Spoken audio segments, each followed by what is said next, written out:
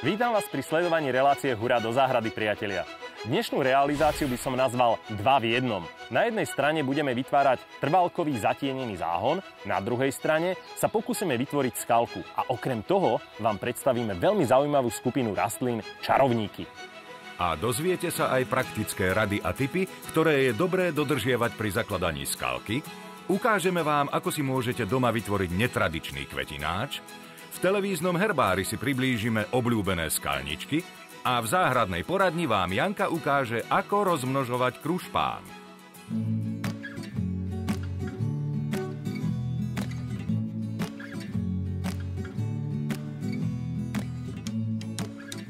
Nachádzame sa v Stupave na tomto krásnom dvore a tu je pán Jozef, dobrý deň, ktorý nás oslovil s požiadavkou, že potrebuje vyriešiť nejakú časť záhrady. O čo by konkrétne išlo?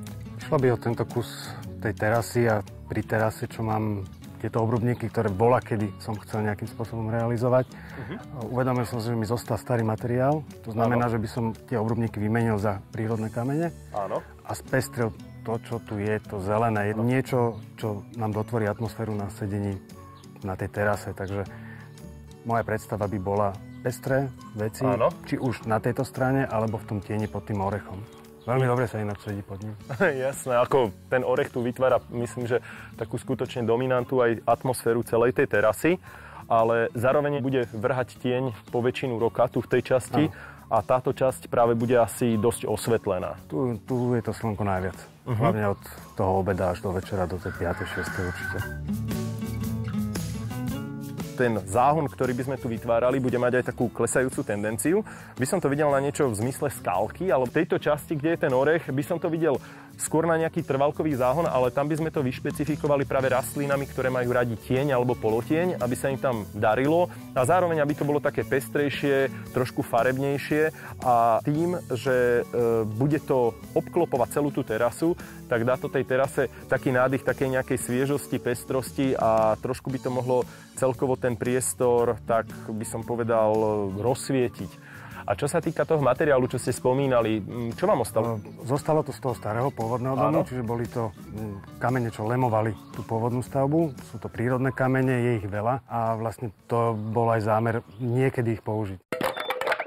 Dnešné zadanie je jasné. Máme vytvoriť záhony, ktoré budú vyhovovať podmienkam na záhrade.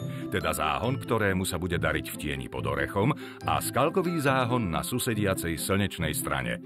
Čo je doma, to sa ráta. Preto pri zakladaní skalky použijeme žulový tesaný kameň, ktorý majiteľovi ostal z pôvodného starého domu.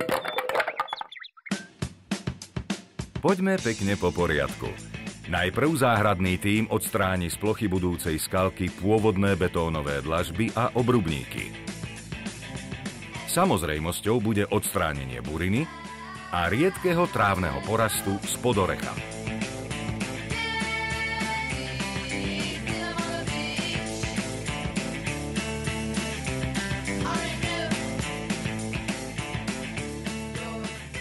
Teraz nám krásne vyšlo slniečko a ukázalo sa, aký je rozdielny tento priestor. Tuná, kde nám slnko svieti, bude skalka a je to teraz nádherne vidieť, ako je oslnené. Tento vedľajší priestor je v tieni tohoto krásneho orecha a preto tam budú vysadené tieňomilné trvalky. Peťo už tuto osádza po okraji nádherné ručne sekané kamene, ktoré musia mať, hádam, niekoľko 100 rokov a vytvoríme z nich okraj jednak skalky aj záhonu. A zároveň pri odstraňovaní toho pôvodného, čo tu bolo, jednak starých dlaždíc a nejakého stavebného materiálu, naschvál sme tu nechali tento štrk, ktorý bude tvoriť pod skalkou drenáž. Drenáž je pri skalke veľmi dôležitá, pretože si treba uvedomiť, že skalničky vo všeobecnosti vo svojom prírodzenom prostredí, v horách, na skalách, rastú v puklinách skál a voda po väčšine odtiaľ veľmi rýchlo odteká a žijú skutočne len z toho málička vody, ktoré sa tam zachytí. Preto my sa musíme snažiť vytvoriť skalničkám veľmi podobné podmienky aj na záhrade. I keď skalničky nie sú náročné rastliny, pred ich vysadením na štrkový drenážny podklad navezieme vrstvu ornice, ktorou namodelujeme tvar budúcej skalky. Vedľa susediaci záhon pod orechom prekypríme a zapracujeme záhradnícky substrát.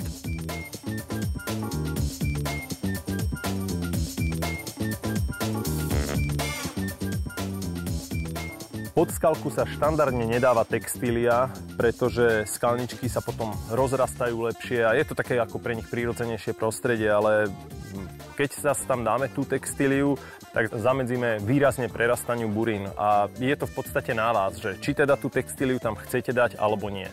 Tým, že mám málo času aj na to odstránenie toho píru, tak som za tú textíliu. Myslím si, že to splní svoj účel. Jasné. Určite to ušetrí čas, takže dáme textíliu a na to začneme ukladať tieto jednotlivé kamene. Za základný kameň skalky som vybral tento melafír, je to vyvrelá hornina. Je to veľmi pekný kameň, má skôr také alkalické pH. Budeme ho kombinovať so zásypom z drobného malého kameniva, ktorý je z tohoto istého kameňa, bude len je to drvené kamenivo. To je taká veľmi zásadná vec, pretože videl som mnohokrát aj skalku, ktorú niekto založil z 5-6 druhov kameňov. Vyzerá to potom veľmi neprirodzene. Takže budeme sa snažiť, aby tá skalka mala aj taký prirodzený charakter a aby to vyzeralo tak naturálne. Pekne. Už teraz to vyzerá dobre a uvidíme, čo to bude nakoniec.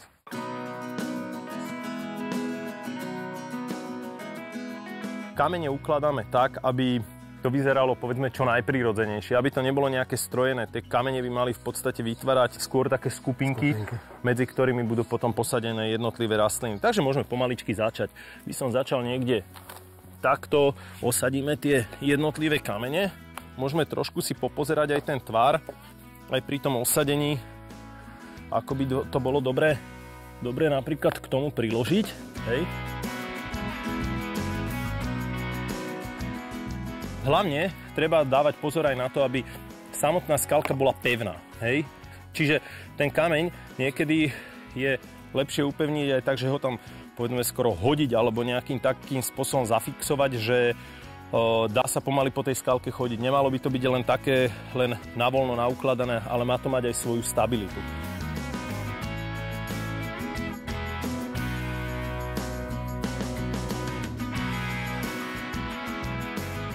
V tých skupinkách si potom vytvárame takéto malé špáry, akoby pukliny, kde sa potom jednotlivé tie drobné skalničky môžu nasadiť a bude to vlastne v tých kameňoch vyzerať veľmi prirodzene.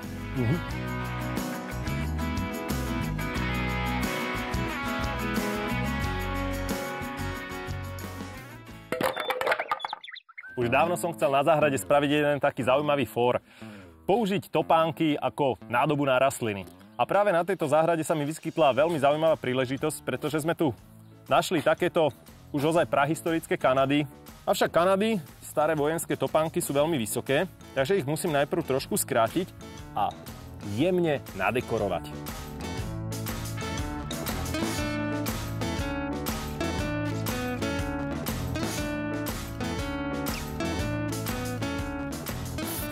Rozhodne týmto striekaním nerobím nejaký špičkový model, takže nezáleží na tom, že tam máme trošku nejakých stekancov. Keď je to také flakaté, prírodné, aspoň mne sa to páči viac. Kľudne, vzhľadom na to, že je to hrubá koža, ich môžeme priamo naplniť substrátom, tak ako klasický kochlík. Levandulky objektívne už potrebujú dosť vody. Dosť vysušené.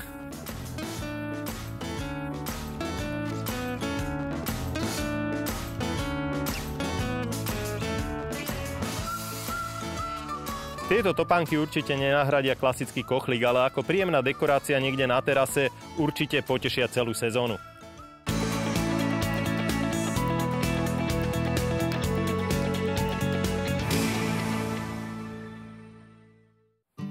Dobrý deň opäť zo záhradnej poradne. Leto je v plnom prúde, no niektorých z vás trápia letničky, ktoré majú žlté listy, vysychajú alebo slabo rastú. Medzi ne samozrejme zaraďujeme muškáty, petúnie alebo obľúbené surfínie. Ich nezdravý vzhľad spôsobuje nedostatočná alebo naopak nadbytočná zálievka, prebytok vápnika alebo nedostatok železa. Práve nedostatok železa spôsobuje žltnutie listov, teda chlorózu. Počas celého vegetačného obdobia by sme mali balkónovým rastlinám dopriať vyváženú výživu vo forme rôznych hnojív, ktoré sa pridávajú do zálievky, ale môžeme takisto aplikovať tieto hnojiva vo forme postreku priamo na list. Samozrejme, vyvarujeme sa striekaniu priamo do kvetu, snažíme sa ho aplikovať vždy len na list a takisto neaplikujeme ho za extrémne slnečného počasia, pretože takto by sa nám mohli listy spáliť a teda aj poškodiť. A prejdime na divácku otázku. Osadníci z lokality Sokolské chaty sa nás pýtajú, ako správne a jednoducho namnožiť stálozelený grušpán, teda buksu, s pomocou odrezkov. Postup je veľmi jednoduchý a nakoľko táto rastlina jednoducho zakoreňuje, myslím, že nikomu z vás to nebude robiť problém. Odrezky odoberáme v letných mesiacoch zhruba od júna do konca júla až augusta a majú byť polovyzreté. Polovyzreté znamená to, že nie sú úplne bylinné, ale naopak nie sú ani úplne zdrevnatelé. Aj keď sa odporúča, že odrezky by mali mať dĺžku zhruba 5 až 15 cm, ja osobne mám takú skúsenosť, že pokojne môžu byť dlhé 20, 25 aj 30 cm. Takto pripravený odrezok očistíme od spodných listov, teda odtrhneme zhruba 3 až 4 listy. Použijeme práškový stimulátor, teda prípravok, ktorý nám zabezpečí to, že rastlina ľahšie zakoreňuje a nedostávajú sa nám do nej tak ľahko patogény ako bez použitia. Následne si s paličkou vytvoríme výsadbovú dierku, do ktorej sunieme tento odrezok a jemne pritlačíme. Takto namnožené odrezky môžeme umiestňovať nielen do nádob a rôznych misiek, ale takisto aj na voľné plochy v skleníkoch či fóliovníkoch. Platia však zásady, ktoré by sme mali dodržať. Umiestňujeme ich na polotienisté miesta, nikdy nie na priame slnko, ktoré by ich mohlo vysušiť a spáliť, a substrát udržiavame mierne vlhký najmä v prvých týždňoch po vysadení. Je rozhodujúce a musíme si uvedomiť, ako rýchlo a aké veľké množstvo odrezkov chceme získať, teda aj aké veľké množstvo nových rastliniek. Takéto výpestky, ktoré sme začali zakoreňovať cez leto, môžeme už v nasledujúcom roku sadiť. To však samozrejme závisí od veľkosti, akú sme si zvolili pri množení. Pre ostatné malé odrezky, akým je napríklad tento, platí, že ich presádzame na jar jednotlivo do kvetináčov a do voľnej pôdy si môžeme dovoliť ich vysadiť zhruba po 2 rokoch. Pre zaujímavosť, takúto veľkosť dosiahnu po 4 až 5 rokoch od takéhoto reskovania. Na dnes je to všetko a ja verím, že sme vás aj dnes inšpirovali a motivovali. Ostatné zaujímavé nápady a rady nájdete na našej webovej stránke a na sociálnej sieti. Dovidenia o týždeň.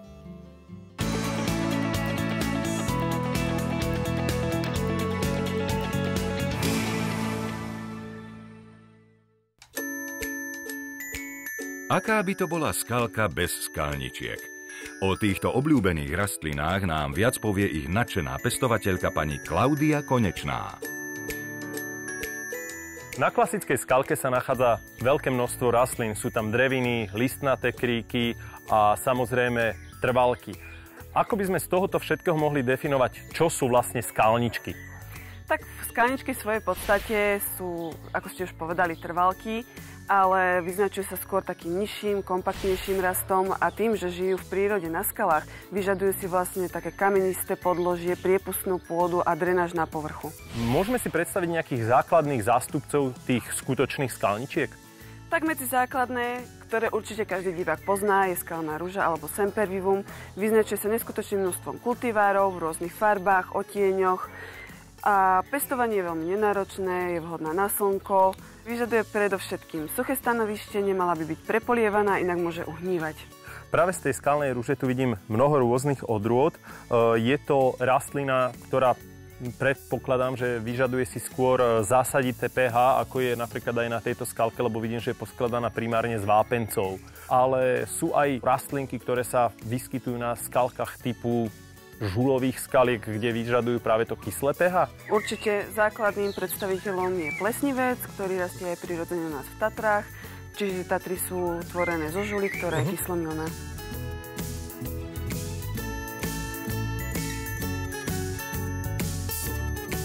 Ešte by som sa zastavil, veľmi ma zaujal tento horcokvet kluziov.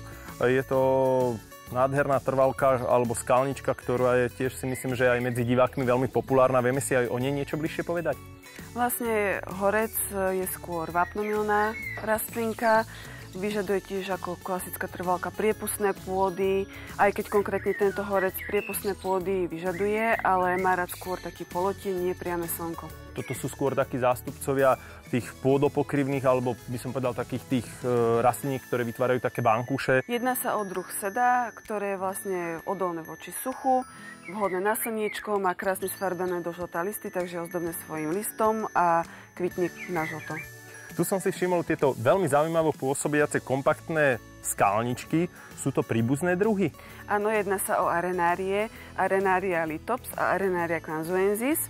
Sú vhodné do skalných štrbín, krásne nám porastú skalu alebo kamene. Čiže vytvoria taký obal okolo tých skál, hej?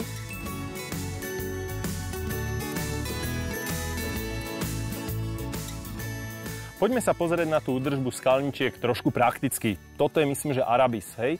Áno, máme tu arabku, ktorá vlastne už je po odkvete, takže môžeme ju v kľude zrezať. Takto nahlboko, úplne až skoro po zem. Po zem a ona nám potom krásne za chvíľočku obraší. Ako dlho trvá napríklad to obrašenie? Kedy znova bude? Už vidíme tu, že začínajú vlastne tie rastlinky obrášať a do nejakých 4 týždňov by mala byť rastlinka opäť pekná. Úplná klasika, skalné rúže. Potrebujú vôbec oni nejakú údržbu? Niečo je tam také špecifické? Určite, ako vidíme, niektoré rastlinky po odkvete môžu odumierať. To je tento prípad? Ten prípad, samozrejme. A môžeme ich len čisto vytrhnúť alebo očistiť. Normálne jednoducho ju takto chytím a vytiahnem takto von? Áno. Očistíme prípadne suché škaredé listy. Aha. Čiže vlastne vyťahujem to potiaľ, pokiaľ vidím, že je to už odumreté alebo odhnité. A keď mi tam ostane takéto miesto, jednoducho ono dorastie. Ono sa potom zaplní.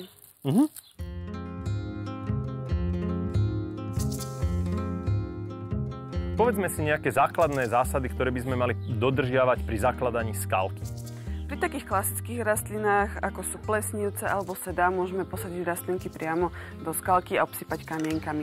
Ak však používame rastlinky ako arenária a chceme ich posadiť do skalných štrbín, je vhodné pred posadením vyklopiť z črepníka a rastlinke vymyť korene. Normálne celý ten substrát sa vyplaví von a dajú sa tam prakticky skoro s holými koreňmi? Áno. A tá rastlinka bude potom v podstate žiť len z toho, čo tam jej ostane v tej štrbine, hej? Áno, aby vlastne bola prispôsobená tým podmienkam. Tým podmienkam, v ktorých bude fungovať. V takom prípade aj tieto rastlinky treba hnojiť, alebo dokážu vyžiť z toho mála, ktoré tam majú? Určite je vhodné ich trošička prihnojiť. Je aj nejaká zásada pri zakladaní skalky, čo sa týka orientácie na svetové strany? Určite rastlinky, alebo skalky, ktoré sú orientované na juh.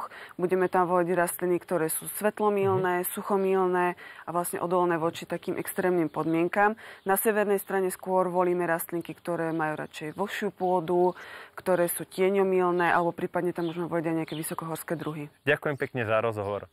Není zač.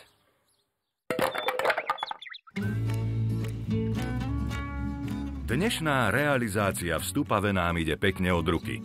Práve sa nachádzame v štádiu rozmiestňovania rastlín do záhonov. Skalničky umiestníme do skalky a tieňomilné trvalky poputujú pod orech. Všetko pod taktovkou záhradného architekta Petra Jakaboviča.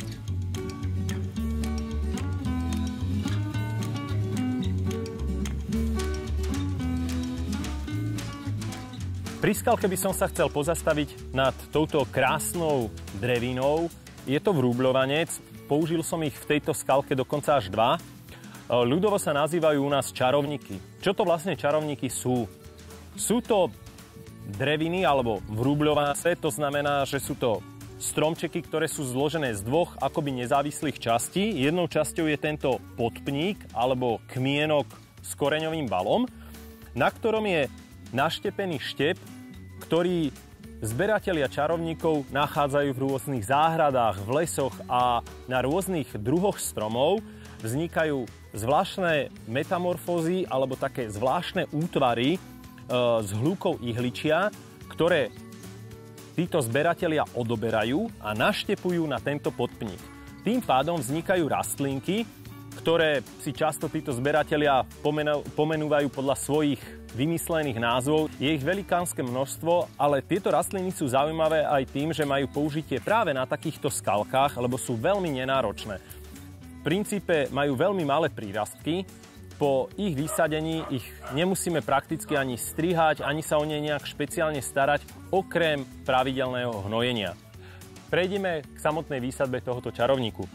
Je to veľmi jednoduchý princíp výsadby ako u väčšiny okrasných rastlín. Jednoducho máme vykopanú jamu, na spodok jamy dáme kvalitný záhradnícky substrát. Musíme s ním mimoriadne opatrne manipulovať.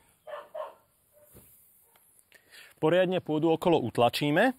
Jedinú opateru, ktorú táto rastlinka potrebuje, je hnojenie. Môžeme použiť jednoduché hnojivo pre okrasné dreviny.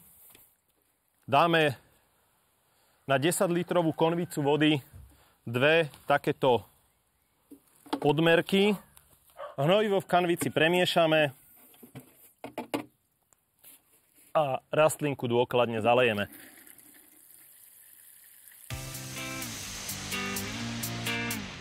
Skalničky sa snažíme v záhone vysadiť, tak aby na svojom stanovišti v skalke pôsobili možno čo najprirodzenejšie, tak ako vo voľnej prírode.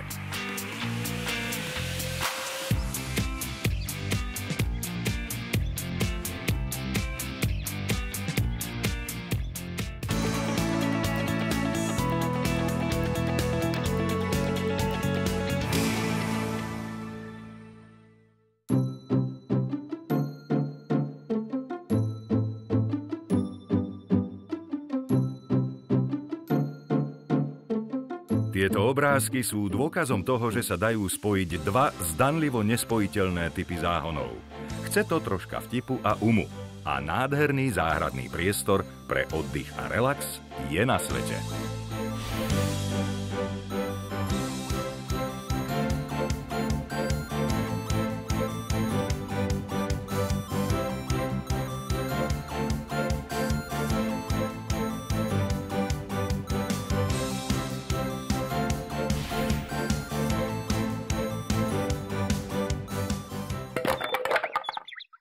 Pán Jozef, tak sme vo finále. Tieňomilný záhon, skalka.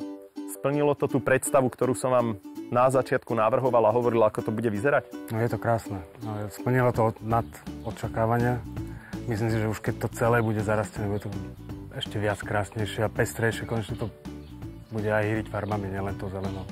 Super, to som veľmi rád. Ja by som trošku vám predstavil tie rastlinky. Tam z kraja je Helleborus, slovenský je to čemerica. Je to trvalka, ktorá je veľmi nenáročná, veľmi dobre znáša aj tieň, ale predovšetkým je zaujímavá tým, že kvitne už v období zimy, ešte pred snežienkami, vás odmení veľmi peknými kvetmi. Hneď vedľa sú posadené funkie alebo hosty.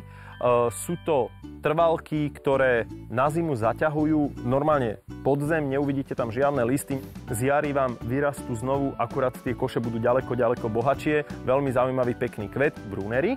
Ten kvet sa veľmi podobá na nezábudku. Budú to také bohaté, pekné trvalky, takisto dobre znášajúce tieň. Toto, čo na prvý pohľad vyzerá presne ako petržlen, nebojte sa, petržlen sme sem nedávali. Je to Astilba japonská, trvalka s rúžovým, veľmi pekným, príjemným kvetom. Keď sa aj na to tak pozrieme, ono ten najhlbší tieň je v tej zadnej časti, tu už sme išli do veci, ktoré znesú aj celkom tak slniečko, alebo ho majú aj radi. Je tu hortenzia, ktorá jednak má rada aj kyslú pôdu, potrebuje dosť vlahy a na tom slniečku budú krásne kvitnúť. No a postupne vlastne sme prešli do tejto skalky. Dominantou sú tieto vrúblovance, alebo môžeme ich nazvať aj čarovníky. Táto nádherná zakrslá jedla, je to Abies balsamea, je to krásny kompaktný ihličnán. Čo sa týka samotnej údržby skalky, treba ju držať takú primerane vlhkú, netreba to prelievať, ale nechali sme pod tým práve preto aj ten štrk, aby to bolo oddrenážované a tie rastlinky netrpeli tým, že tam bude príliš veľa vody. Tu máme ešte zakrslú kosodrevinu, je to v odrode Pinus mugo pumilio, to bude veľmi pomaly rastúca kosodrevina. Väčšina týchto trvaliek, ktoré sú tu, či už sú to tieto floxy, budú vytvárať také kobercové porasty, čiže po určitom čase sa to rozrastie a budú primárne tu vidieť hlavne tie kamene. Niekde bude ešte presvítať teda aj ten drobný štrk, ale by to malo byť také bohatšie a zelenšie. Určite sa teším, keď sa to rozrastie celé. Je to pekné. Ešte by som mal tuto na záver pre vás taký jeden maličký možno vtip alebo bonus. A tým bonusom sú tieto veľmi špecifické nádoby s vysadenou levandulou. Sú to staré topánky, ktoré sme našli. Ja som hľadal. Bolo tam. Áno, vyhrabali sme ich pri tých kockách. Ale keď tak pozerám na veľkosť, asi neboli vaše. To určite nie. Bude to taká celkom príjemná sranda, ktorá zlepší takú letnú atmosféru na terase. Tá levandulka bude krásne voňať a tým, že je to ešte aj bylinka, môžete ju použiť aj dokonca pri varení. Je to milé, ďakujem. A na záver by som vám, pán Jozef, poprial krásne leto na tejto terase, ktorú sme okrášlili a aby ste si to tu fakt v radosti užívali. Určite užijeme a verím tomu, že aj manželka bude prekvapená, keď príde domov. No, verím, že to bude príjemné prekvapenie. Ďakujem veľmi pekne. Ďakujem aj ja, dovidenia. Dovidenia.